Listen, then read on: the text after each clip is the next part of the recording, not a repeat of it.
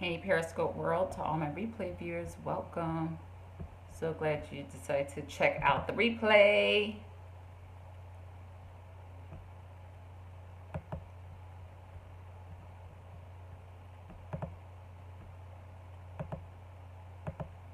So get started in just one moment here.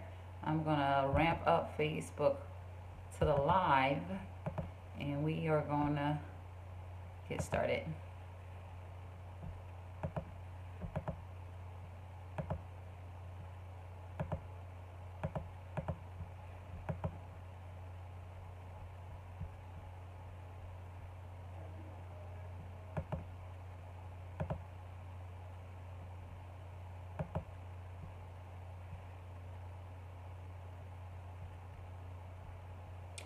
All right. Welcome, T.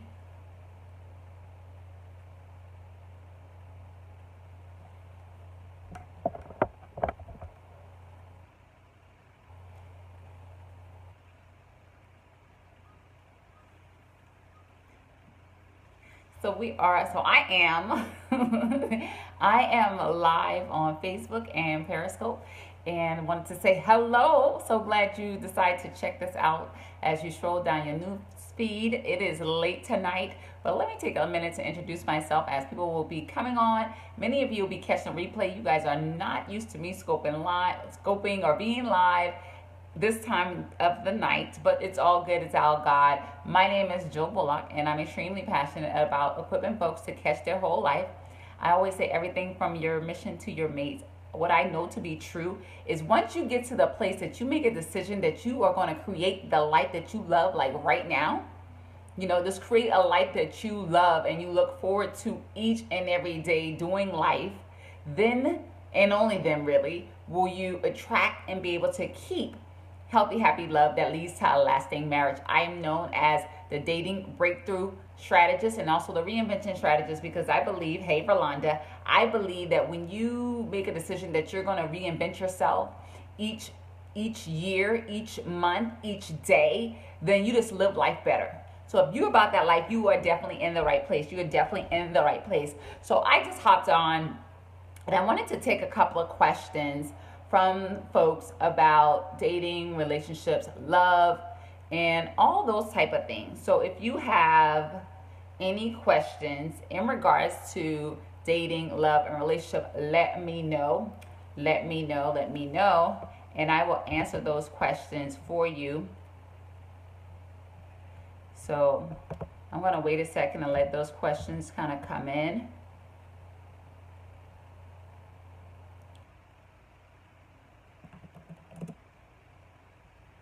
How you doing, Rolanda?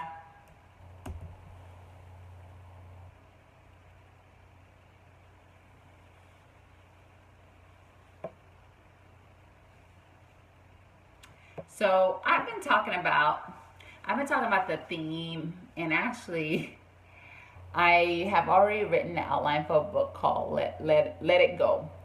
And so a question that's often comes up is, when is it time to truly let it go in a relationship? Let go in a relationship. Let me do one thing before I get started on this conversation. I really want to share this on my personal page. The page you are asking you want to leave page. So I'm going to share this on my personal page, and I want to answer that question. If you have other questions, feel free to ask. Doom, doom, doom, doom, doom, doom.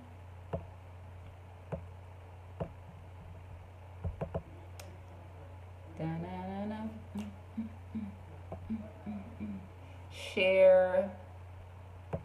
What happens when I just hit share? Probably shared it on my same page. I don't know if that worked. Oh, here it is. Let me share as myself.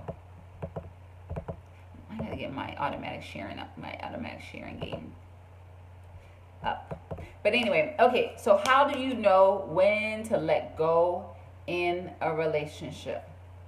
So the first thing is you need to look at the signs of what's going on in that relationship and really have an honest conversation with yourself about, is this relationship really in my best interest? Like, you have to put aside the emotions. You have to put aside terms, really your feelings. Because the truth be told, oftentimes you can get your feelings so wrapped up into a situation, into a relationship, that you hold on to a relationship even after it's no longer healthy for you to hold on to that relationship, right? And I could tell you a gazillion million stories, about how oftentimes I would hold on to a relationship that was no longer serving me. And what I find to be true in my own life, the reason why I often hold on to relationships and to people when the relationship was unhealthy and I knew it was time to let go, is because I dealt with the fear of, if I let this person go, would I be able to get somebody else? If I, you know what I'm saying? If I stand up for myself and be true to who I am, would this person continue to want to be around, or would they leave? So you have to decide, am I going to make a decision to choose myself and what I want and what's important to me over with what somebody else's want? Because if you decide to silence yourself, if you decide to say, well, I'm so, at a place that I'm so afraid that if I speak up and share my deepest thoughts, if I speak up and tell them I don't like it when they talk to me like that, I don't like it when they violate me in a certain type of way, then you're saying, you're giving that person permission to be disrespectful to you. You're not creating the space for your own existence in this moment, right? So you have to say, first, really have a talk with yourself, or whatever you want to do, have a journal with yourself to say, what is it that I want? What is it that I need in a relationship? And really see that you get that. But you have to be careful not to confuse your need for acceptance, right? Get that confused with being, and even your need for love, get that confused with lust, and get that confused with a physical and sexual relationship. Because if that person is not respecting you, if that person is not, giving you the proper reverence and honor, then you need to look at the relationship. Because you have to make sure that you're in a relationship with somebody that's healthy, somebody that has a healthy relationship with themselves, and they're not trying to use a relationship to manipulate you or use a relationship to try to control you. Because the truth be told, hurt people hurt people. So if somebody's already hurt, they're dealing with a lot of things, whatever it could be. Women and men alike deal with daddy issues. Really the whole millennial generation is in a big deficit for love, like huge. So you got to say, have this person really taken the time out to deal with their personal issues, that they can show up in a way that they can respect my freedom, they can respect the person that I'm becoming, they can really, allow me to be me. If you feel like you cannot be you, hello, I got a drink on that. If you feel like you cannot be yourself in the relationship and you feel like you're holding back, then that's a sign that's not a healthy relationship. Because for some reason, you feel like you expressing who you are is going to limit you, or somehow otherwise put you in a situation where you can't express and be the best version of who you are and stand out boldly and confident of who you are. I'm just saying. So what all I want to say about letting go. So letting go relationship, first identify exactly what it is that you want in that relationship. Then you need to identify, is that person even in a position to love you? Is that person in a position to really be in a healthy relationship with you? And if you're answering no to either one, if you, when you look at what you want and what you need, and that person's not meeting those needs for you and meeting those desires for you, then that relationship's not serving you. And don't just allow somebody to be there just for the sake of having somebody be there, because you'd rather be with somebody than be with nobody. Devil, you is a lie. Devil, you is a lie. So, any rate, if you have another question, and I'm also just kind of browsing to see some common questions, historical questions that we received in the past that perhaps hasn't been answered, or maybe common questions.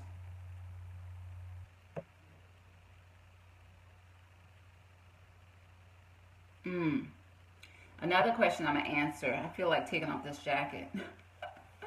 Another question, I am going to take off this jacket. So another question that people often ask is how to get over somebody.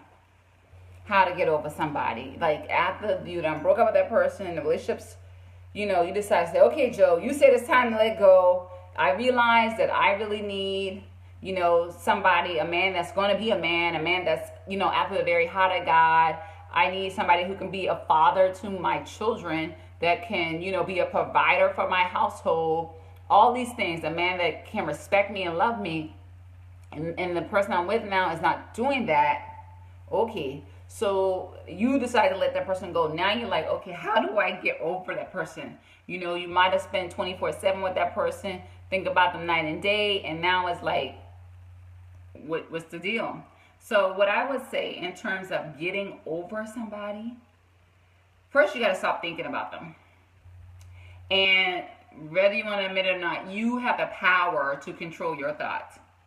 You have the power to control what you think about, right? Because if a thought comes to your mind to think about this person that you've broken out with or you're no longer with for whatever reason, then you can tell your mind to think about something else.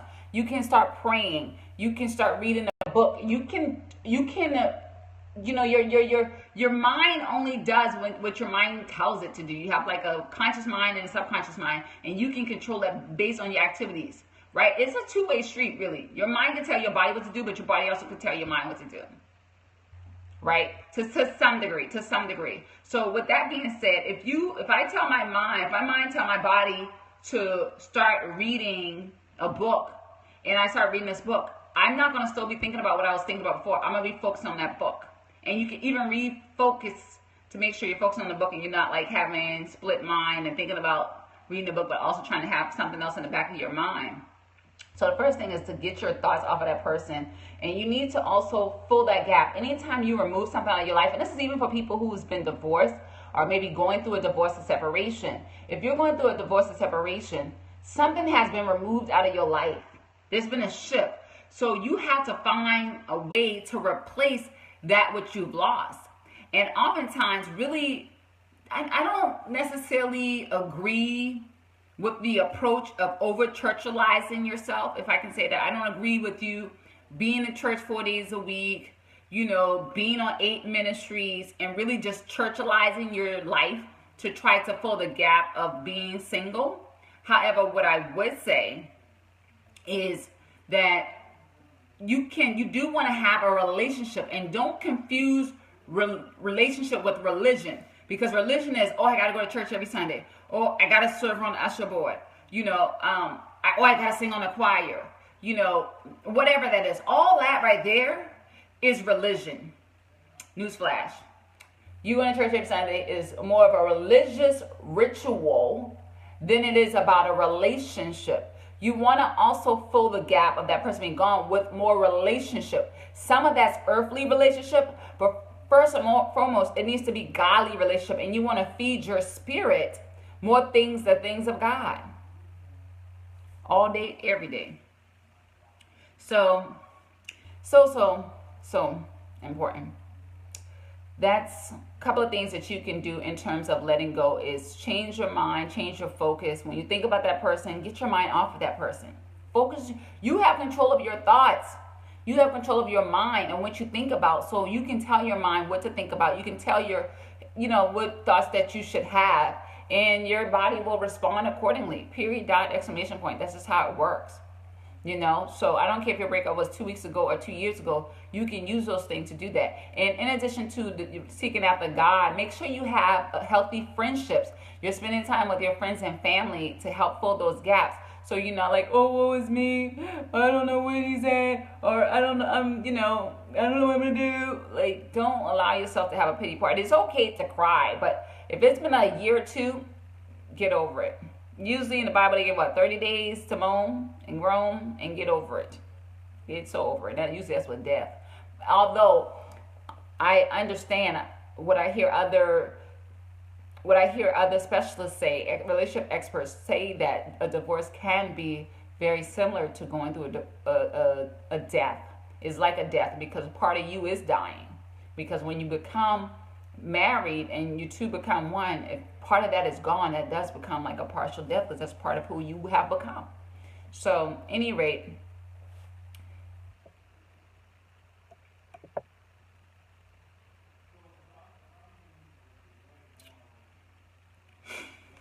all right, you guys, I'm going to get off. It's late, and a lot of people weren't expecting me to be on tonight, but it's all good. It's all God.